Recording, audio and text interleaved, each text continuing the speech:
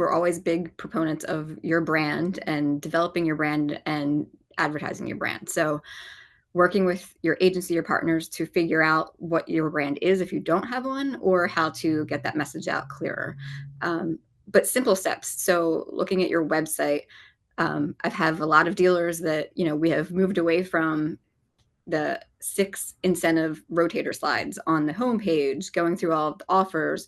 We mentioned earlier that's going to be not necessarily an issue, but you're going to have that full disclosure on every one of those graphics, which won't look as nice.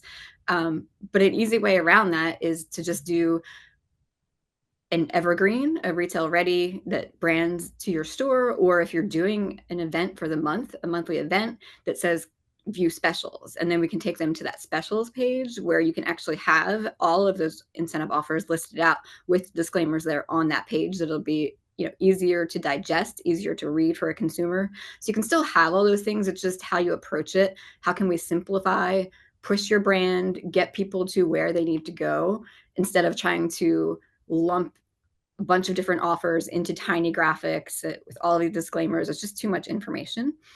So it really will be a cleaner end product and a better user experience for the consumer. Yeah, I know I'm the digital marketing person on this call, but it sounds a lot of similarities to where Google's going and where a lot of the digital companies are going, is really getting back to how users can find information and find the information they want as quickly as possible, as easily as possible. From a website perspective, is kind of getting out of their way. Don't throw a bunch of these offers and individual offers in their face. And then obviously with this new rule, have massive disclaimers, get them on a specials page where we can meet the rules, but then also kind of showcase all of the various incentives that we have out there. Right.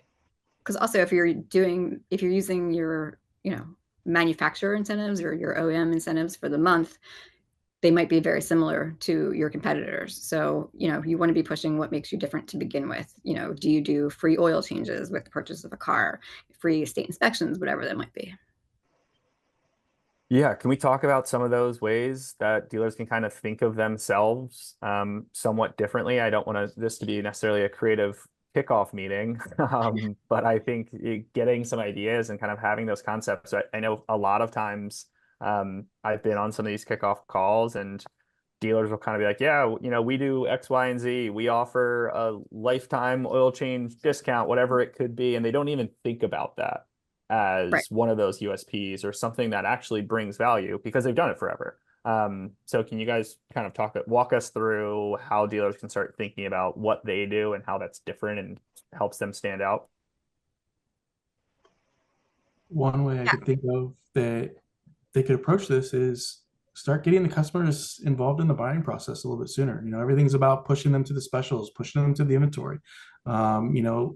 Customers are more educated and more knowledgeable because they've done a lot of shopping. They're doing more shopping before even they set foot into the dealership. So this gives you an opportunity to really get them in the door before they even set foot in there by linking them to the credit approval process, getting a lead generating form turned up to get some information gathered. We also have tools that allow you to find out where customers' interests are.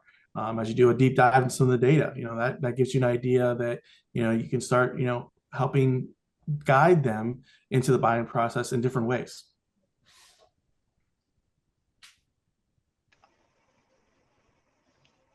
Awesome. Yeah, I think that's a huge piece. And obviously I know we're going back a few years now, but kind of since COVID, so much of that buying process has completely shifted.